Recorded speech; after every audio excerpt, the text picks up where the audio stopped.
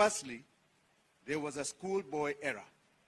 In the initial notice, the Treasury copy-pasted the total revenue figure from a total recurrent expenditure slowed down to the very last cent, 3.36 plus trillion.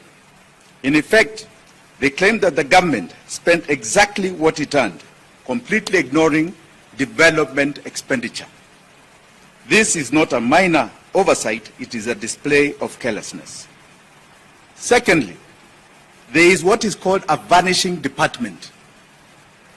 In the first notice, there is a department called Department of Performance and Delivery, which was allocated over 129 million shillings. In the first notice. In the corrected version, this department suddenly disappears and doesn't exist anymore.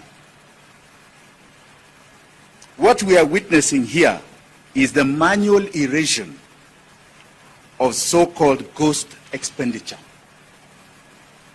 Third, we are presented with an impossible fluctuations overnight. The Teacher Service Commission exchequer issues reportedly increased by 295 billion, and the Ministry of Defense gained another 123 billion. They point to either a systematic failure within the infamous system, or worse, a desperate attempt to reconcile funds that have been disbursed without proper documentation. One other I would like to raise that is glaring: the State House budget all of a sudden rose from a figure of 529 in the previous statement, in the previous Gazette notice, to a figure of 12 trillion in the second notice, 12 billion. 500 million to 12 billion, an increase of something like 11 billion shillings. But the most glaring indictment is what I call the 150 billion black box.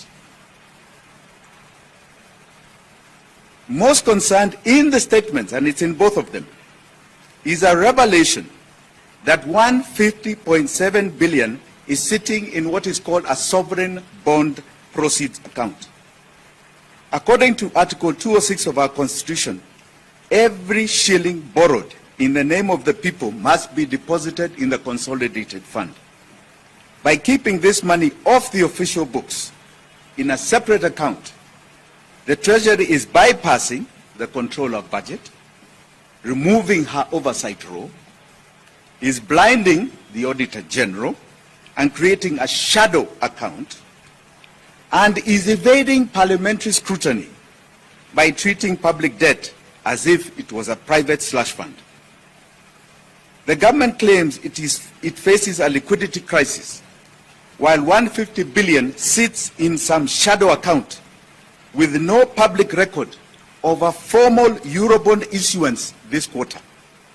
Where did that money come from? 150 billion shillings. Or is it just a figure to plug some loophole, some loss, some theft somewhere? We demand, as wonderful law-abiding Kenyans, that the National Treasury must operate above the law. We demand the following from the CS John Mbadi. Number one, disclose the exact account holding the 150.7 billion, as stated in your Gazette notice. Which account is this that Kenyans do not, that Parliament did? What money is in billion doing domicile a bank statement that we know nothing?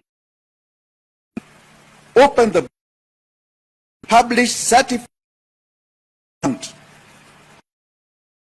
of inception March.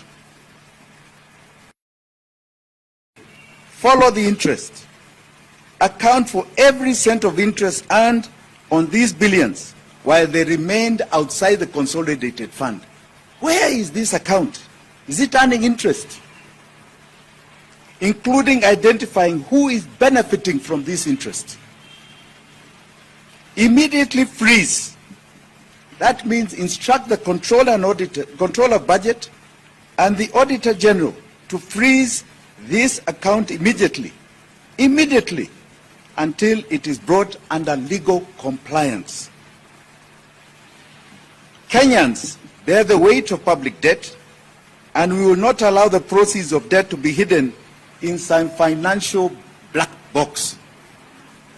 We deserve a precise balance sheet, not vague approximations leaving billions unaccounted for. The era of shadow banking and misrepresentation of our statement of accounts by the Treasury must come to an end. Asanteni sana.